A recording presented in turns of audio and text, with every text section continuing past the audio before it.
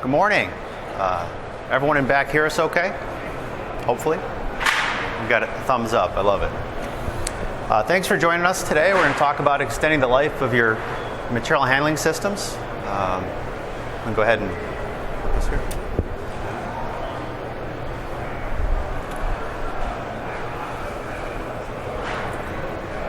We're with Daifuku Corporation, largest material handling company globally, over 6,500 employees worldwide, headquarters in Japan, and here in North America, our headquarters in the Detroit, Farmington Hills area.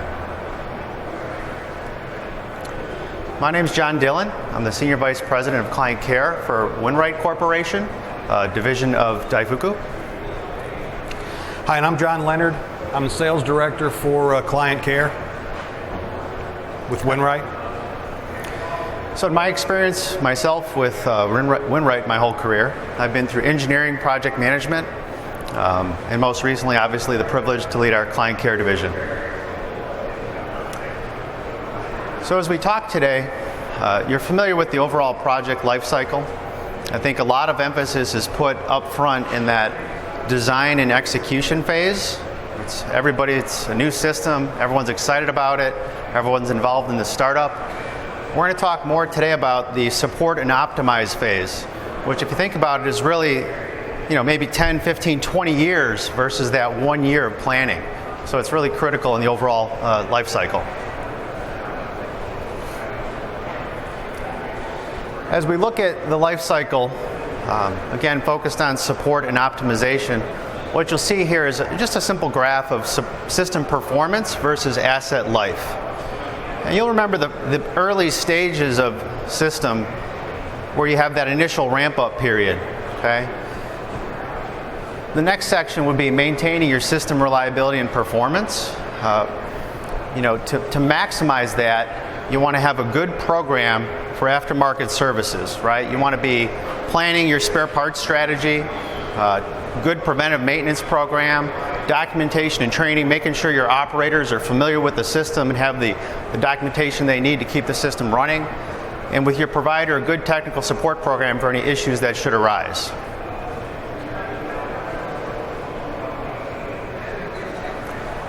What we'd like to focus on today is as the system gets past that yellow phase, as we'll call it, due to maybe technology obsolescence or just opportunities to upgrade that exist, and you start to see some degradation in the performance of your system. We want to talk about how to extend that useful life of the system.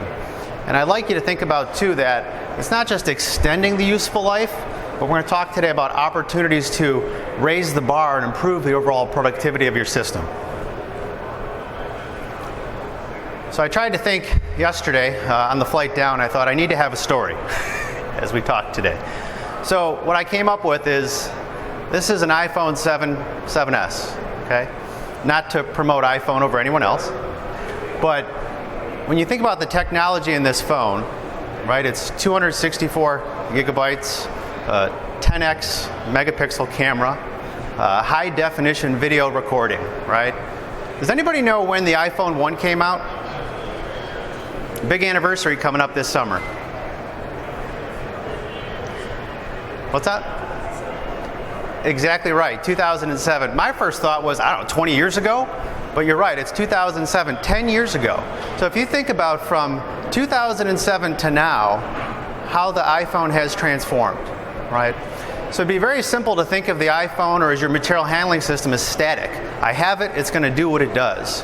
But if we go back to the iPhone 1, 4 gigabytes of memory, right? A 2 megapixel camera. Does anybody know what kind of video recording it had? It did not, right? So if you think about how that's transformed your life and improved productivity for all of us, that's what I want you to think about today. And a fun fact along the way, the iPhone 4, does anyone remember what 2 features came out in the iPhone 4 that were transformational as well? Siri.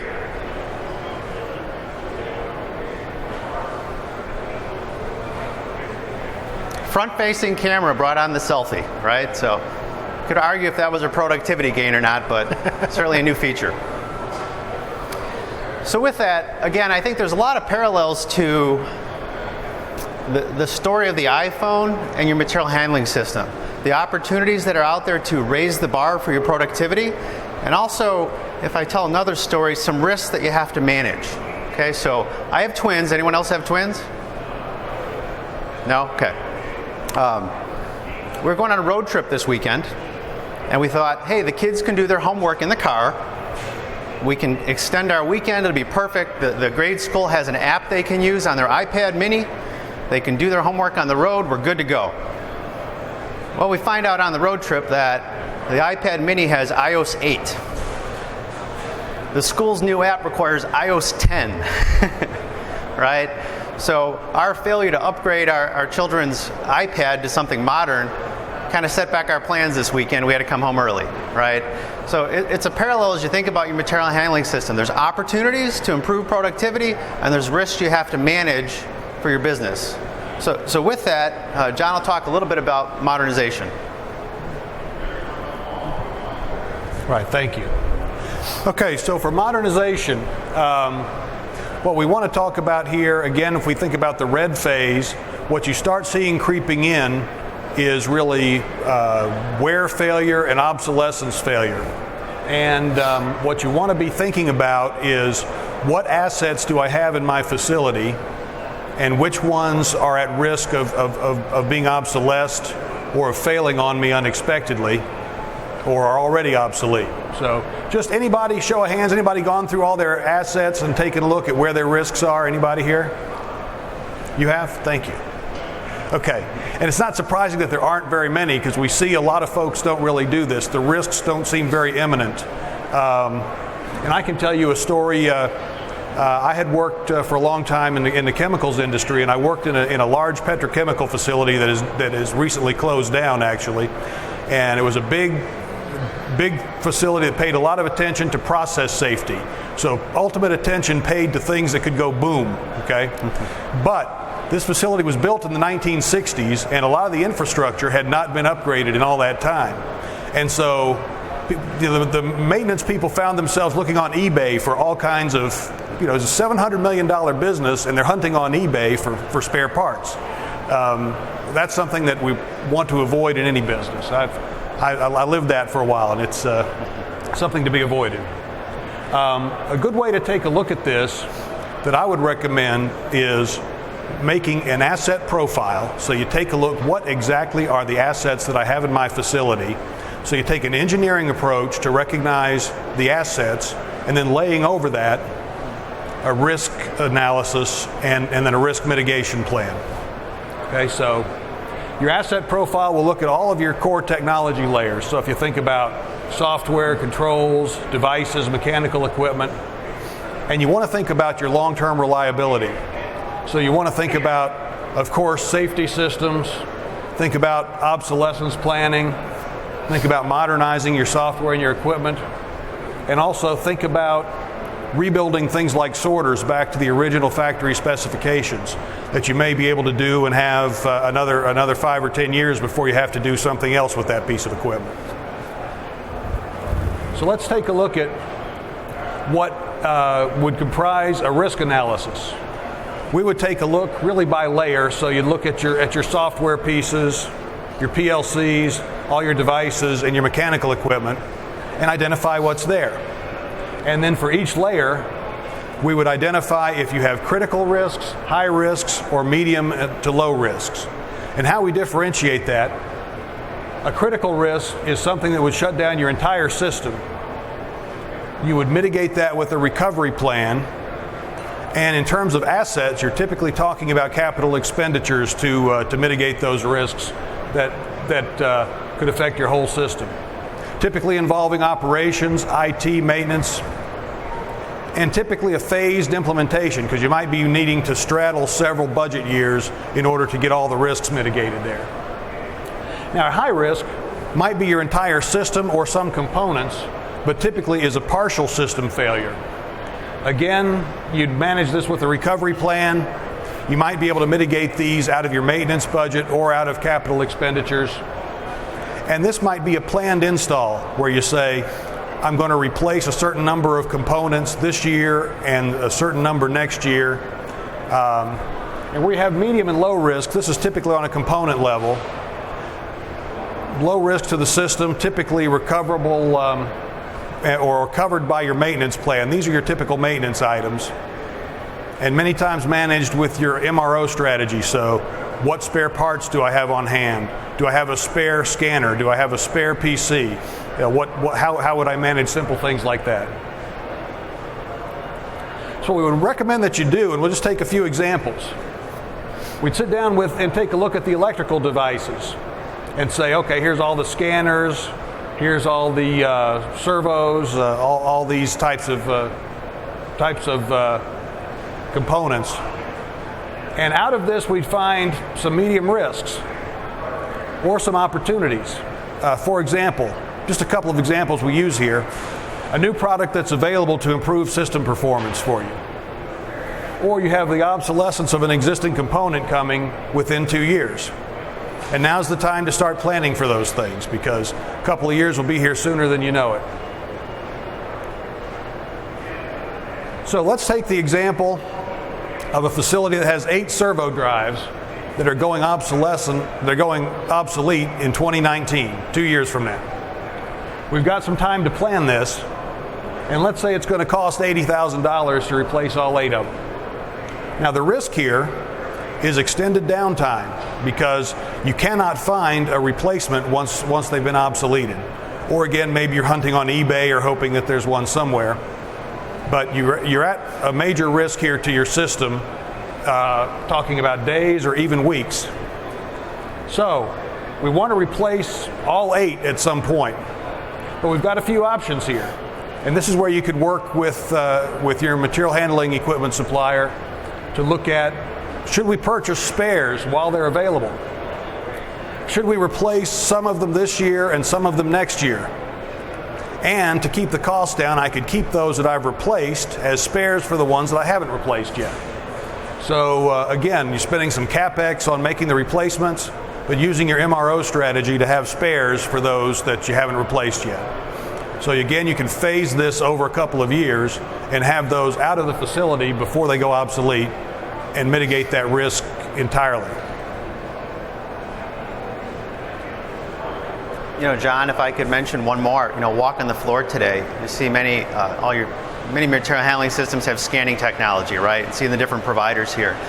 You can see a system that maybe went in 5-7 years ago, where you had that initial success read rate, maybe 94%, 95%, 97% you were at. And there, 5 years later, just like the iPhone's improved, scanning technology's improved. You might be able to not, go in with a new product that raises your read rate to 99.5% or 99.9% with new technology. Again, a way to improve productivity and ultimately throughput in your system. So it's, again, one of the opportunities in the electrical layer, as John talked about. Okay, so if we take a look at the mechanical layer, now we're talking about things like sorters and conveyors and components like that. A few of the things we find quite often. Let me ask one question maybe. Anybody here rebuilt their sorter recently? Anybody been through that, or anybody had a health assessment of their sorter? Okay. Few things that we find is risk and opportunities. Here's an example where we see worn components that cause noise levels to exceed OSHA action levels. And you can help to mitigate that by rebuilding some of your equipment. Or replacing some with new product that will reduce that noise level. Now again, we have components approaching end of life, again increasing risk of a major downtime event.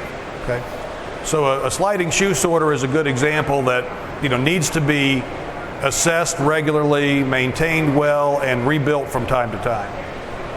So in this case, it would be a good idea to do a health assessment of a sorter. And this is something that can be done typically in just a few hours, where you get a couple of folks to come in and basically inspect the entire system and come up with a report that says, here are the components that we recommend should be replaced. Here's the risk that we see to your system. And here's what we think, if you don't act, may be the risk coming up very soon. So it's a good idea to have this type of work done before your peak season, if you have a peak, so that you can take a look and have that rebuilt to the original factory specifications. And then you can easily get another 5 or 10 years out of that sorter without having to do a whole lot other than regular maintenance as you go forward. So typically there would be an audit, and then the rebuild itself is something that can happen typically over a weekend if you have the right crew there. So again, something that is a very smart investment to take care of, considering that sorter is typically the lifeblood of an operation. Now, one that many times gets overlooked, and John touched on it earlier in that yellow phase, is spare parts. I have many of our customers that will ask me, I'm unhappy with the amount of downtime that I'm getting. What can I do to keep my system running more? And my first answer is always, it all starts with having the right parts on hand. You can call an emergency service technician out, but if you simply don't have the parts, and you could be talking about days for typical things, or even less, but you could be talking about weeks for long lead time items. So having the right parts on hand is really critical. Anybody ever take your car in for service and you expect it's something simple, and then they call you and say, oh, by the way, I've got to order this part and it's going to be next week before we can get to it. And I'm not happy about driving around. I live in Augusta, Georgia. I'm not happy in the summer driving with no air conditioning until next week, so, especially in August. But so that's what you want to avoid. You want to be sure I've got the right parts on hand. So something to do there is to focus on really the critical spare parts, the parts that could fail on you unexpectedly and leave you with a system downtime that you don't want. And you should be able to work with the provider of the equipment to be able to come up with a spare parts list and to be able to segregate those into what's most critical, what's less critical, and what are the things that you can get on very short notice almost anywhere. And then develop an MRO strategy so you've got the right parts on hand to prevent long time failures. So here's an example where a customer found they had nearly 500 items that were considered critical in, of course, a huge facility. An investment of about $90,000 in spare parts inventory mitigates a lot of risk of downtime.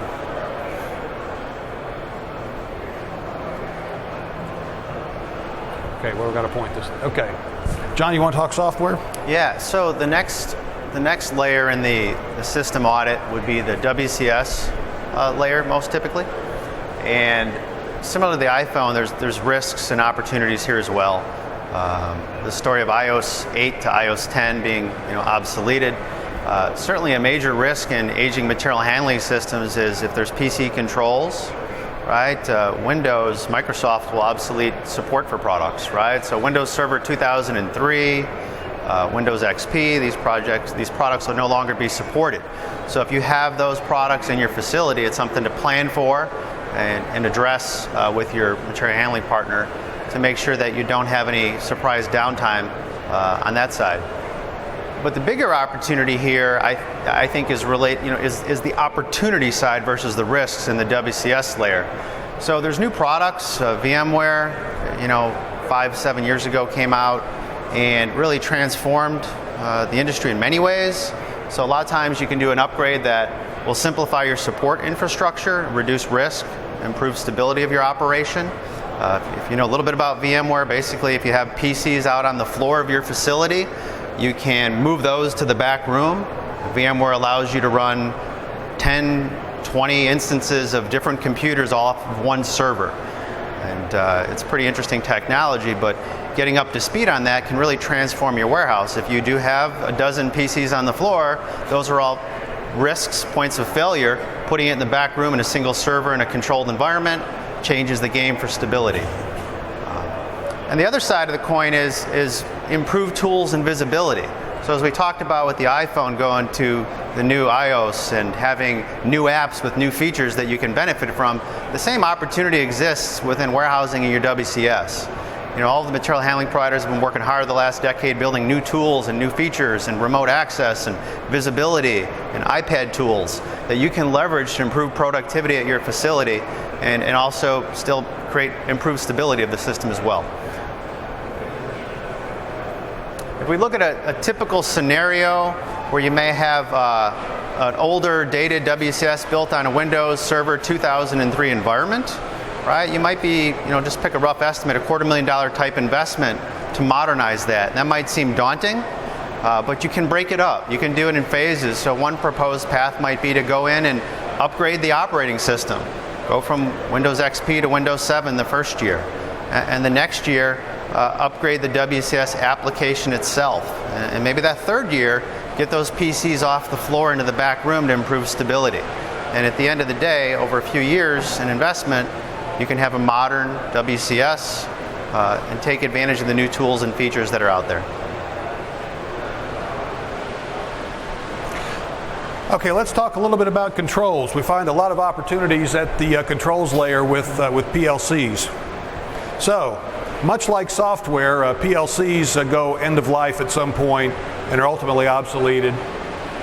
And if we think about, connections, Ethernet connections versus a modem. Anybody still use a dial-up modem at home? Okay. There are warehouses, we know many, maybe some of you, that have dial-up connections. The lifeline to get technical support when you need it most, a dial-up modem. If I had a dial-up modem at home, my kids would leave me and go live with grandma. Yeah, I think, and this is obvious, but there's a lot of remote technical support that can be done with the control systems.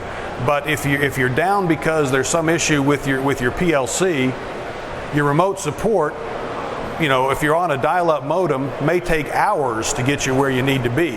Where if you had a VPN connection, could be nearly instantaneous, and so you're talking about minutes to, or much less to get yourself back up and running versus hours if you keep that there.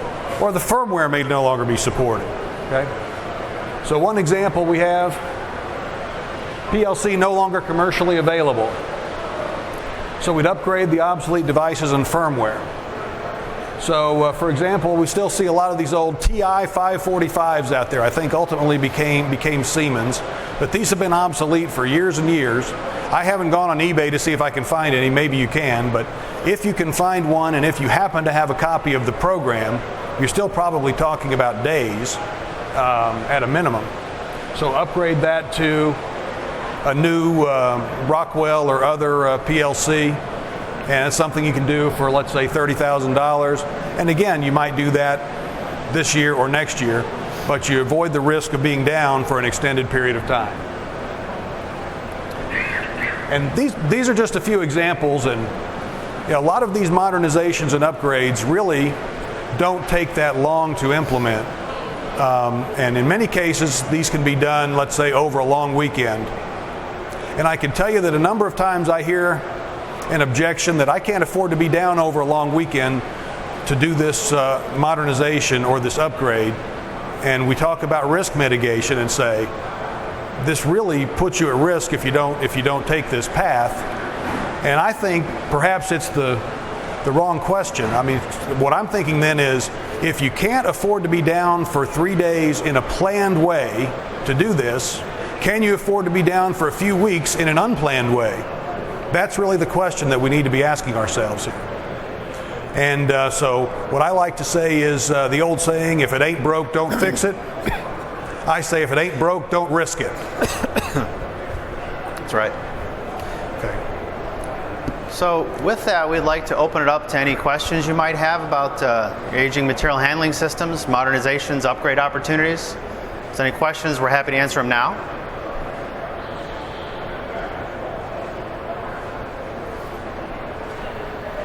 And if there's not, John and I will be available here afterwards if you want to talk one-on-one about any questions you have. But I think the turnout today shows that this is an important topic for many of us as we go forward. So we really appreciate your time today. Thank you.